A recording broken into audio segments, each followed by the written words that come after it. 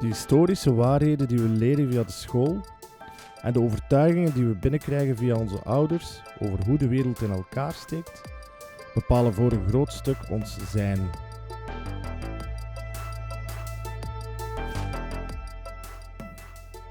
We stellen die verhalen weinig tot niet in vraag, zelfs als de wetenschap ze ontkracht. Die hardnekkige denkpatronen beheersen ons gedrag. Dans cette série documentaire, nous disséquons certaines de ces histoires. Que nous dit-on dans nos cours d'histoire sur notre passé colonial? La propagande de la période coloniale se poursuit-elle aujourd'hui? Avons-nous progressé ensemble depuis l'indépendance des anciennes colonies?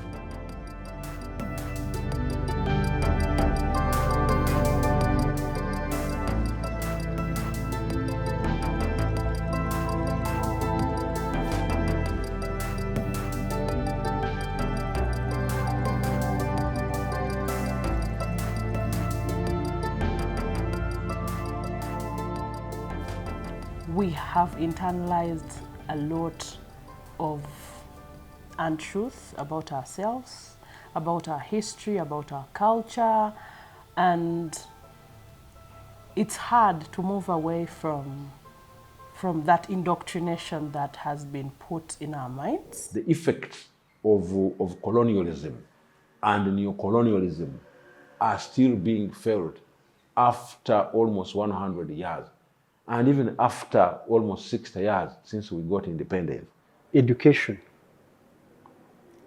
that we receive influences the way we think.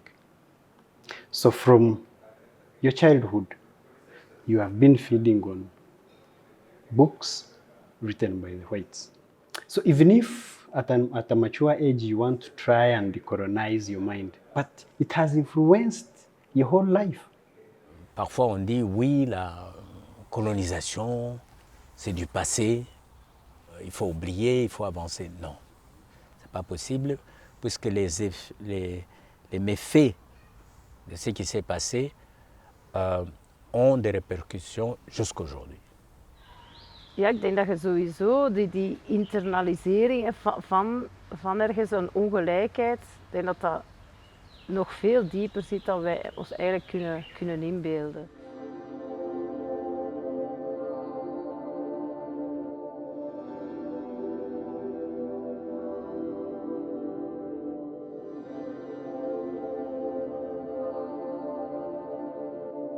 En fait, la souffrance, elle est d'abord individuelle. Après, elle peut être collective, transmissible et tout le bazar, mais d'abord c'est l'individu comme tel. Et alors, chez les individus, tu as deux réactions. Tu as ceux qui se révoltent, qui extériorisent ça par l'agressivité, mais tu as ceux qui intériorisent ça et ça vous fond. Ça vous fond, ça vous dévore. Et ça entraîne, pour certains, des suicides même. Ça va au-delà. Even in this day and age, when you look at the immigration policies put in place, they say that they are to protect their home, right? To protect Europe. But these are savage policies put in place. So what do you expect us to do? To experience abuse and keep on smiling? No, we have each and every right to be angry. And we should actually stop this belief that being angry is something bad. It isn't. Anger is an emotion that is brought about by an action or an event. And that is what we should be looking at, the event that brings out this anger. And you'll find that that event fully justifies our reactions, fully justifies our emotions. And if you see this emotion of ours as being savage, then you yourself are the savage, because you do not consider our humanity, you do not consider the basis and the foundation on which we are like this. And when culture is lost, somehow your identity is lost. It's like you are in the wilderness and you lose your compass.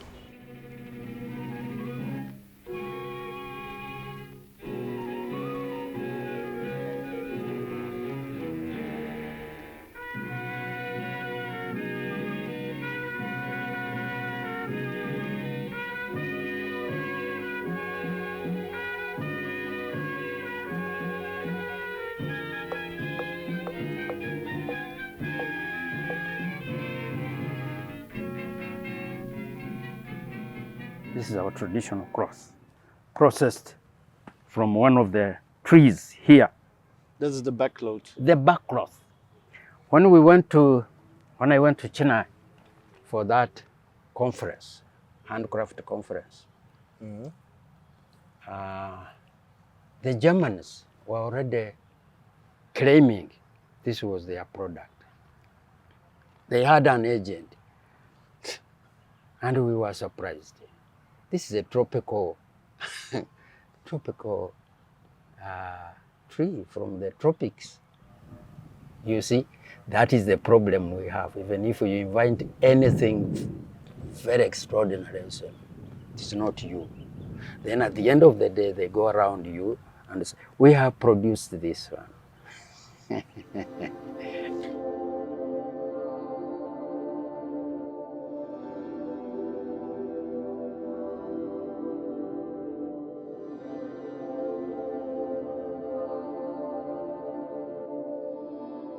Cette vision des choses qu'on nous a intégrée de force dans la tête, que le blanc est supérieur au noir,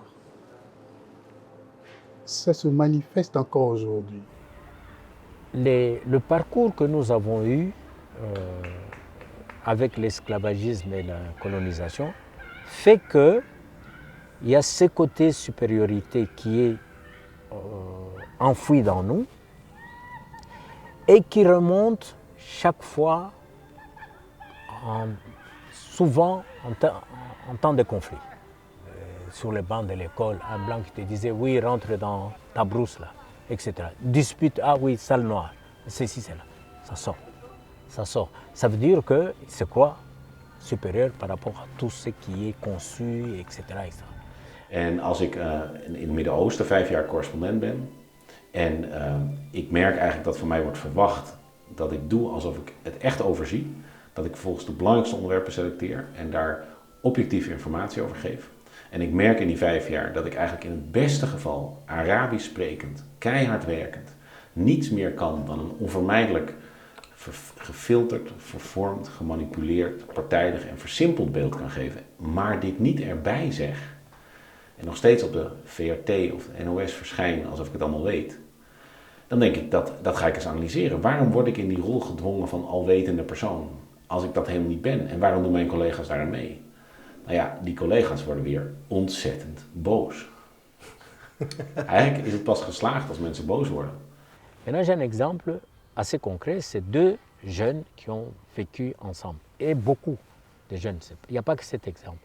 C'est un d'origine africaine et l'autre d'origine belgo-belge, européenne. Ils ont vécu dans le même quartier. Mais quand tu les entends parler, le jeune belge lui-même, il dit « C'est incroyable le nombre de fois qu'on a contrôlé quand j'étais avec lui que quand je suis avec d'autres gens, belgo-belges. » Lui-même, il voit l'injustice. Lui-même, il voit comment ça se passe. Jij kan je omdraaien en dan bestaat dit niet meer.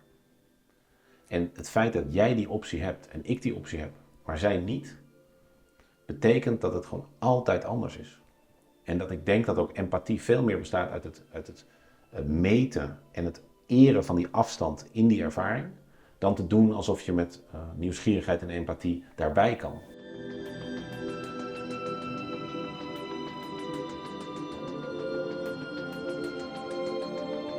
The consequences without the awareness, it's the continuation of this bias, is the continuation of unconscious or conscious.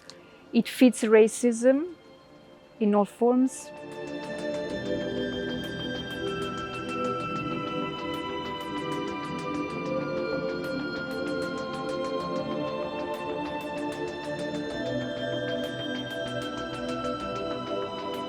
D'abord, le racisme, c'est une construction.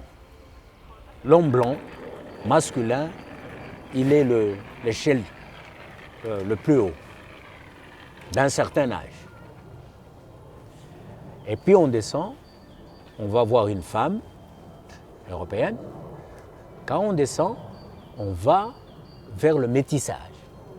Ça se rapproche à l'homme blanc.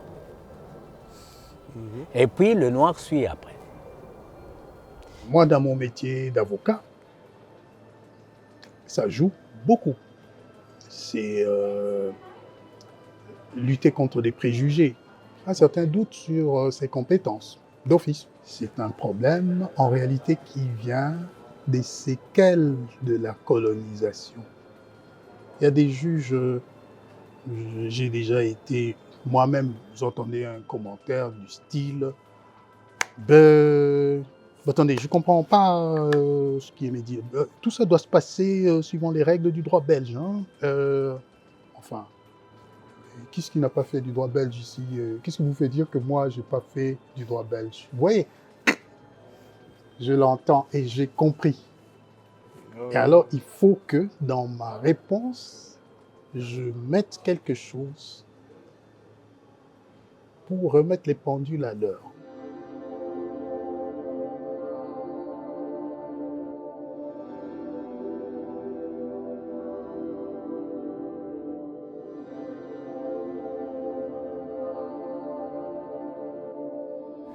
Si dans une classe on vous pose des questions, vous êtes de quelle origine? C'est déjà une orientation. Vous venez d'où? Il y a tout ce qu'on demande par rapport à que fait votre père, quel métier il a, etc. Les questions comme vous êtes allé en vacances quand, où, etc. C'est très difficile. C'est le même principe. C'est très difficile parce que, bon, la notion de vacances, elle est perçue différemment aussi. Les moyens pour aller en vacances, les destinations, etc., ce sont des éléments qu'il faut prendre en charge. Donc, ça crée beaucoup de frustration. Et ce n'est pas seulement entre blanc et noir ou quoi, mais ce sont des questions qui font que ça vous positionne déjà dans une position inférieure. Donc, ce sont des éléments sur lesquels on doit quand même réfléchir, la nécessité, l'utilité de ce genre de questions.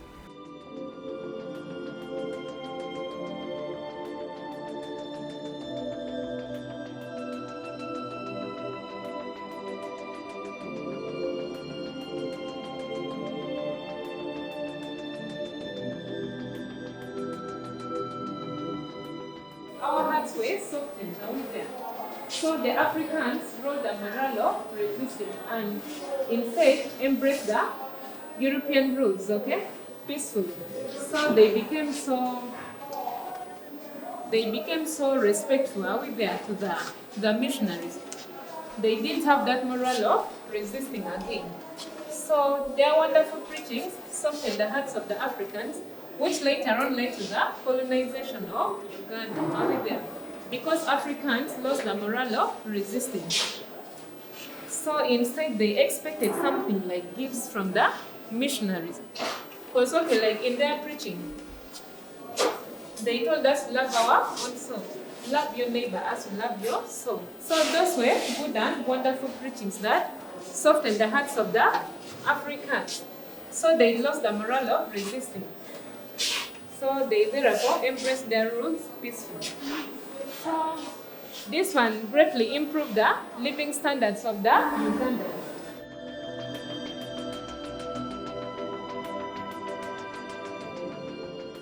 Actually, okay, as a history teacher, you don't teach what you like. So you have to teach what is in the syllabus. Yeah.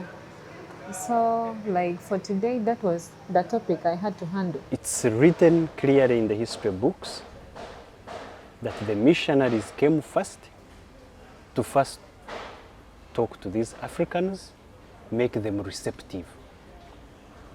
And they did very well. They softened.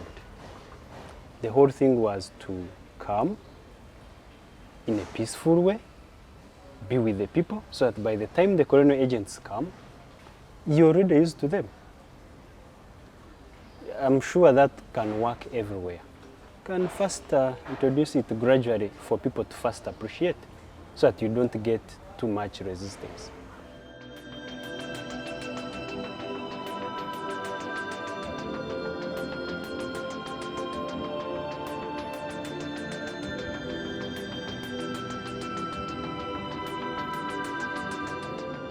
When we got independence, there is this terminology which came in called neocolonialism.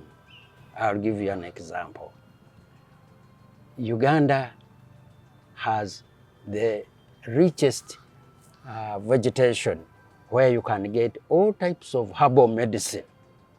And in fact, India and Germany, they come here and take some of the raw materials for herbal medicine.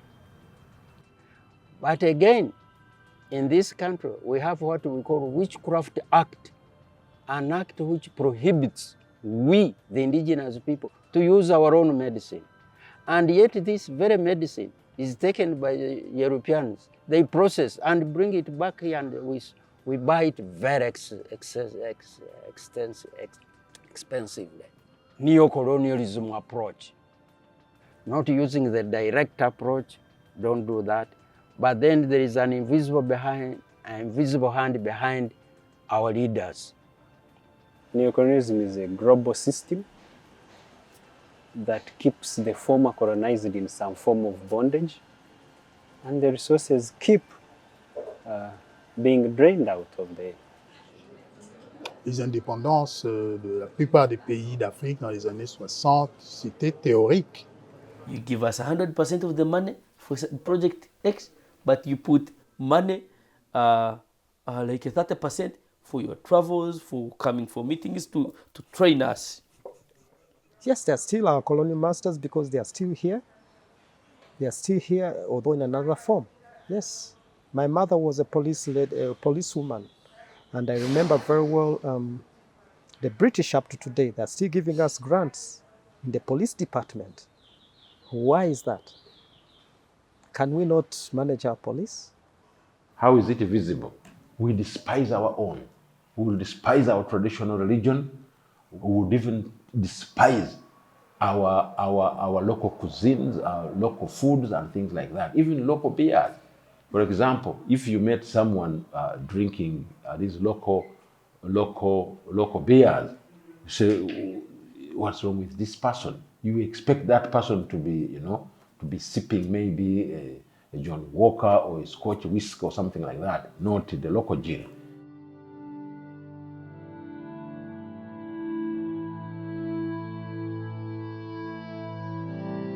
Wetenschap is eigenlijk een methode waarbij je telkens opnieuw op basis van zoveel mogelijk betrouwbare informatie kennis produceert en dat telkens opnieuw in vraag stelt en probeert verder te gaan en te kijken of het waar is, ja of nee.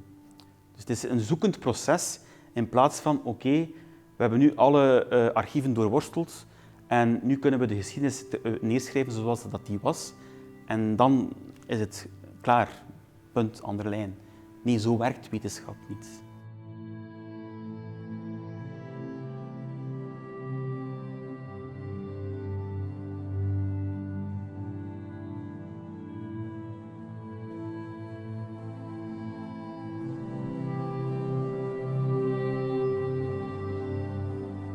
Pas plus tard que 2 mois passés, une enfant est venue de l'école trouver sa maman en disant « J'ai eu une dispute à l'école avec une autre fille et ma maîtresse m'a dit « Laisse-la tranquille, nègres. » Maman, c'est quoi nègres?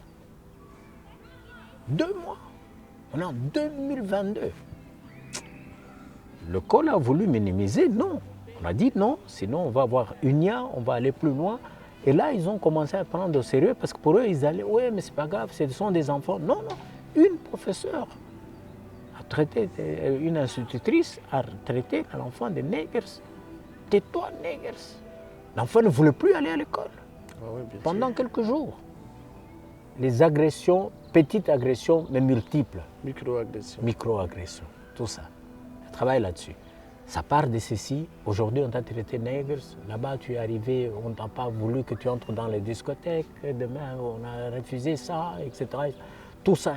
Et à un moment, ça explose. And when you have people talk about colonialism was good, if we take a critical look at it, yes, it was good, but for who? So having to critically assess all these things, learning to question, you have to question what you have been taught. You have to understand that the system in place is not designed to put everybody in an equity format.